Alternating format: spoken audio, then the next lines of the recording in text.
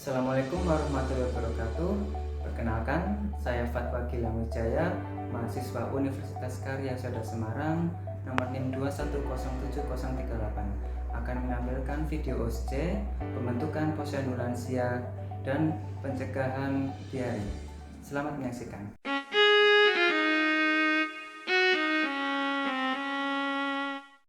Assalamualaikum warahmatullahi wabarakatuh. Selamat sore ibu-ibu warga RW 1 Desa Umbul. Gimana kabarnya hari ini? Sehat-sehat semua? Alhamdulillah Sehat semua. Oke, sip. Ibu, perkenalkan, nama saya Fatwa Gilang Wijaya. Saya biasa dipanggil Gilang. Saya perawat dari Puskesmas Rawasari, Bu. Jadi kedatangan saya ke sini nanti akan istilahnya memberikan informasi kepada ibu-ibu dari RW 1 Desa Umbul mengenai tentang permasalahan dari para lansia di sini, Bu. Jadi berdasarkan data dari kami dari Puskesmas Rawasari, Ibu, jadi di warga RW 1 Desa Umbul ini itu selama bulan Desember kemarin itu ada 2 orang lansia yang terkena stroke, Ibu. Kemudian ada 13 diantaranya itu menderita darah tinggi atau hipertensi.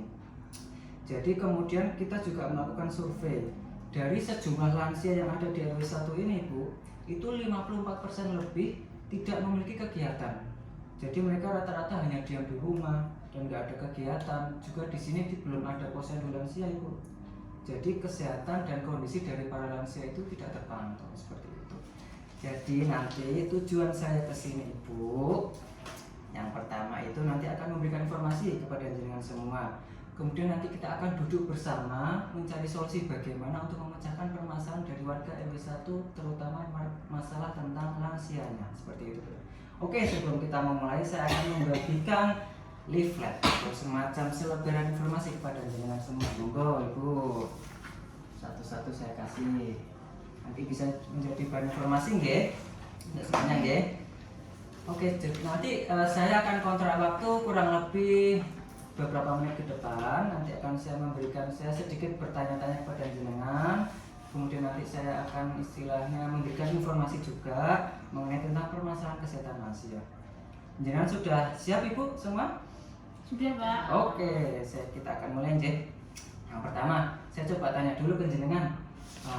Kira-kira jenengan semua sudah tahu belum permasalahan tentang kesehatan lansia di RW 1 Desa Umbul ini, Bu? Belum, Pak. Jenengan belum tahu, Ibu, ya? Belum. Jenengan? Ya, tadi bapaknya kan bilang. Darah tinggi yang paling banyak, Pak. Oh iya betul. Ada keluarga Ibu yang kena darah tinggi juga yang lansia? Alhamdulillah nggak ada, Pak. Oh nggak ada, oke sip. Jadi berdasarkan data yang sudah saya sampaikan tadi, Ibu, jadi di RW 1 Desa Umbul ini, Ibu, itu jumlah penduduknya itu yang lansia itu sekitar 19%. Nah, dari angka 19% itu bulan Desember kemarin ada 2 orang lansia yang terkena stroke dan 13 lansia yang terkena hipertensi. Dan kemudian ada 54% lansia yang tidak memiliki kegiatan khusus. Jadi mereka hanya berdiam di rumah dan tidak terpantau kondisi kesehatannya, Ibu. Itu. Nah, kalau melihat dari permasalahan dan data-data yang sudah saya sampaikan, Ibu, kira-kira jenengan semua ini punya solusi nggak? Punya istilahnya, punya pendapat mau digimanain ya ini para penduduk lansia yang sakit ini ya? Kira-kira ada usulan nggak, Ibu-ibu? Ada yang punya usul? Kalau ada mungkin disampaikan. Kira-kira ada nggak? Misalkan puskesmasnya agak deket gimana, Pak? Wah, kalau puskesmas itu memang ranahnya pemerintah, Ibu. Jadi yang membangun dan menentukan lokasinya memang harus dari pemerintah. Kalau saya mungkin kalau mengusulkan nanti pasti harus mendapatkan persetujuan dari pemerintah, begitu, Ibu. Kalau saya gini, saya kasih solusi gimana kalau kita nanti membentuk posyandu lansia, Ibu. Jadi posyandu lansia itu mirip kayak posyandu untuk anak balita, cuma nanti yang pesertanya ataupun yang diperiksa itu bukan anak balita tapi para lansia, Ibu. Jadi para lansia di RW 1 Desa Umbul ini nanti akan bisa memeriksakan kondisinya di posyandu tersebut. Jadi nanti kita akan bentuk posyandu lansia supaya nanti para lansia itu bisa periksa di posyandu itu. Nah, sekarang apa sih posyandu lansia itu? Nah, posyandu lansia itu posyandu untuk masyarakat yang berusia lanjut. di suatu wilayah yang dibentuk berdasarkan kesepakatan dan dijadikan oleh masyarakat agar lansia itu mendapatkan layanan kesehatan yang memadai.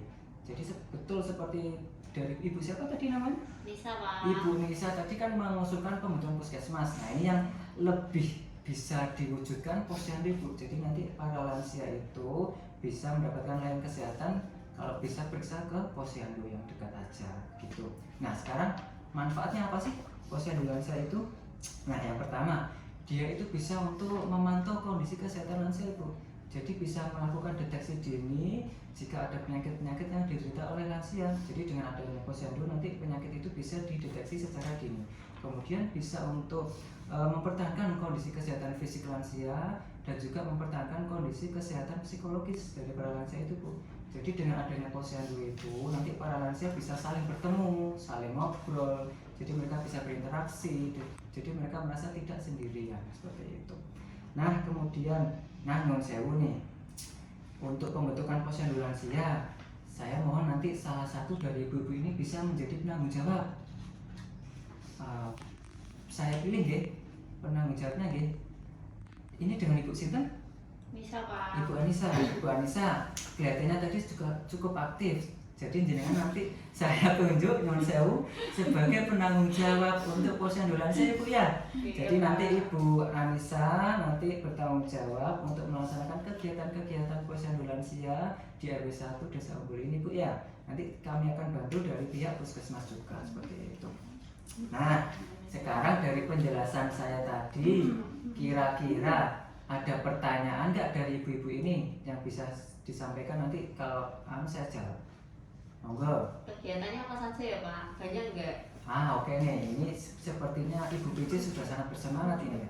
Baik, begini Bu, jadi nanti kegiatan dari posyandu lansia ini nanti kegiatannya 1 bulan sekali Bu. 1 bulan sekali dilaksanakan di hari Rabu Minggu pertama. Jadi tiap hari Rabu Minggu pertama nanti akan dilaksanakan posyandu lansia di balai RW. Kan nanti RW sini punya balai itu Bu, balai pertemuan. Nah, nanti posyandunya dilakukan di balai RW. Nanti bersama dengan kader dan juga bersama dengan petugas dari puskesmas. Kemudian apa saja kegiatannya?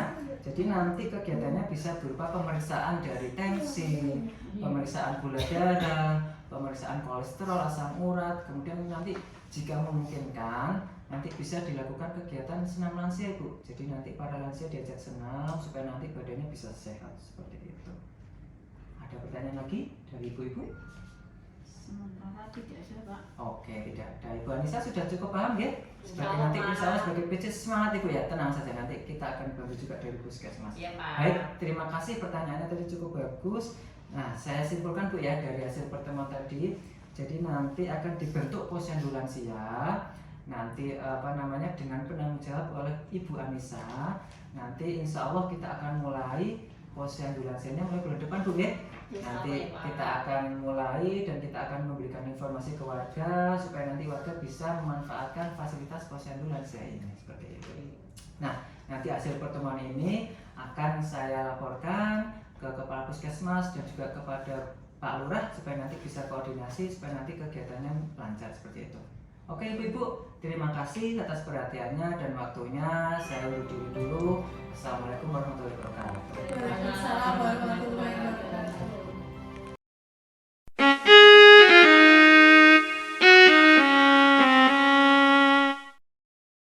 Assalamualaikum warahmatullahi wabarakatuh. Waalaikumsalam warahmatullahi wabarakatuh. Selamat sore Ibu-ibu, gimana kabarnya hari ini? Alhamdulillah.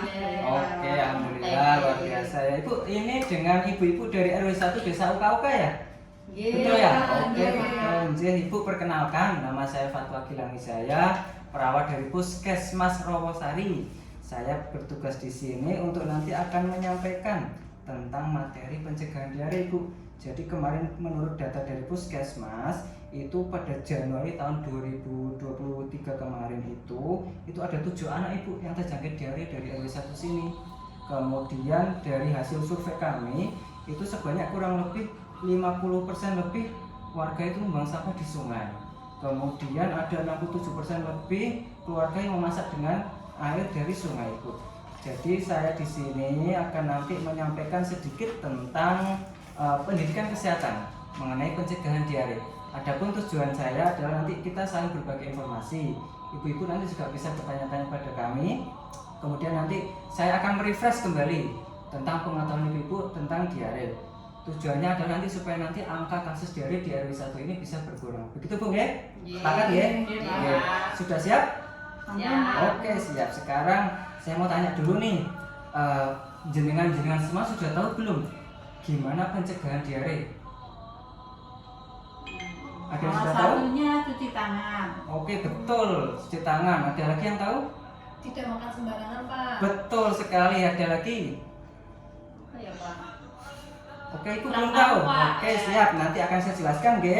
Pertama kita harus tahu dulu apa itu diare. Yang pertama, diare adalah suatu kondisi di mana ketika kita dalam satu hari frekuensi BAB atau buang air besarnya itu lebih dari 3 kali, Bu. Dan biasanya nanti BAB-nya itu lembek atau cair. Seperti itu ya, pengertian diare ya. Kemudian yang kedua, apa sih yang menyebabkan diare itu? Nah, diare itu ada macam-macam. Yang pertama bisa karena gangguan pencernaan atau penyerapan makanan, jadi ada gangguan di saluran pencernaan. Kemudian yang kedua bisa karena alergi atau keracunan makanan, Ibu. Kemudian dari faktor lingkungan yang tidak bersih atau kebiasaan diri yang jorok itu bisa menyebabkan diare. Kemudian dari kekebalan tubuh yang menurun atau ketika kita sedang kondisi terinfeksi dari suatu penyakit. Begitu Bu ya.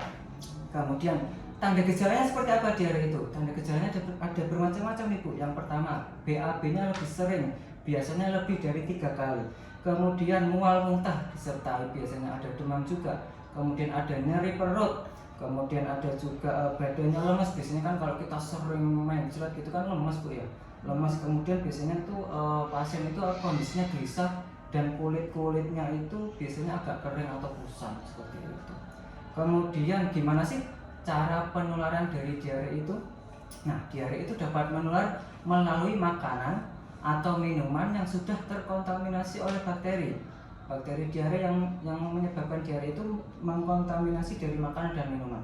Kemudian dari kontak langsung dengan tinja dari penderita diare juga bisa menyebabkan diare. Nah, kalau kita sudah mengetahui penyakitnya, nah kita harus tahu cara pencegahannya gimana nih. Pencegahan diare itu ada bermacam-macam Ibu. Yang pertama, kita harus menjaga kebersihan diri. Gimana caranya menjaga kebersihan diri? Yaitu dengan cuci tangan. Betul yang dikatakan Ibu tadi. Dengan cuci tangan. Dengan kita menjaga kondisi lingkungan. Dengan kita mandi sehari 2 kali misalnya. Itu termasuk bagian dari menjaga kebersihan diri. Kemudian kita kalau BAB harus dijamban. Jangan di tempat sembarangan Bu ya. Kemudian kita harus menggunakan air minum yang bersih supaya nanti tidak terkena diare.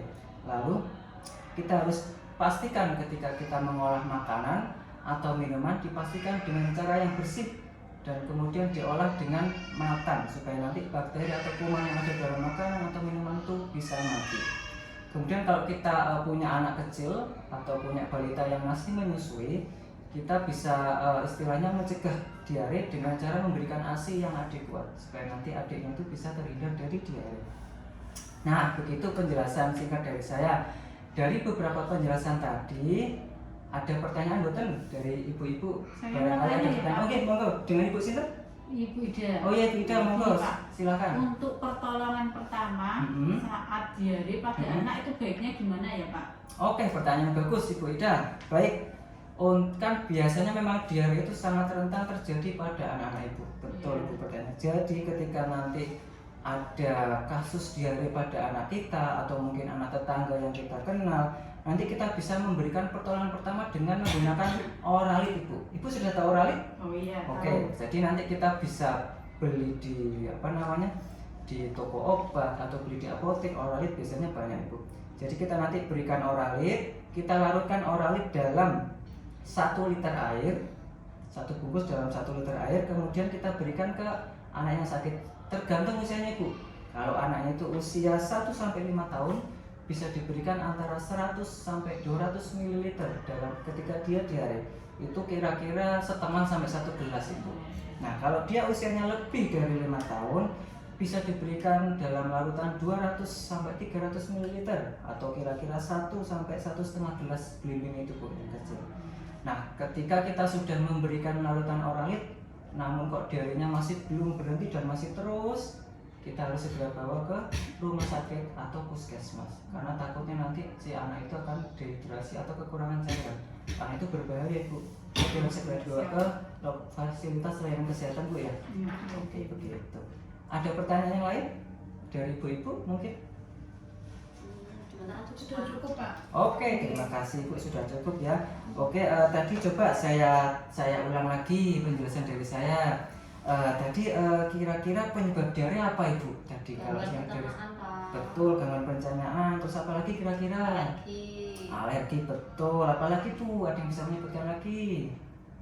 Makan kontaminasi. Betul, makanan terkontaminasi dari lingkungan juga betul Ibu. Sip. Terus tanda gejalanya apa Ibu? Tadi yang sudah saya sebutkan, ada yang bisa menyebutkan 2 atau 3 tanda gejala dari diare? Lebih dari 3 kali. Betul, BAB lebih dari 3 kali. Apalagi Bu? Ada yang bisa menyebutkan? Apa Ibu? Sakit perut Pak. Betul, nyari perut. Terus ada lagi, satu lagi apa? BAB cair. Betul, BAB-nya cenderung lembek atau cair. Baik, nampaknya ibu-ibu sudah bisa memahami tentang apa itu diare dan juga tentang bagaimana kita harus mencegah ketika supaya tidak terjadi diare seperti itu ya. Nanti hasil dari pertemuan ini akan saya laporkan ke kepala puskesmas supaya nanti ada tindak lanjut. Nanti kemungkinan kita akan mengadakan cara mencuci tangan yang baik dan benar Ibu.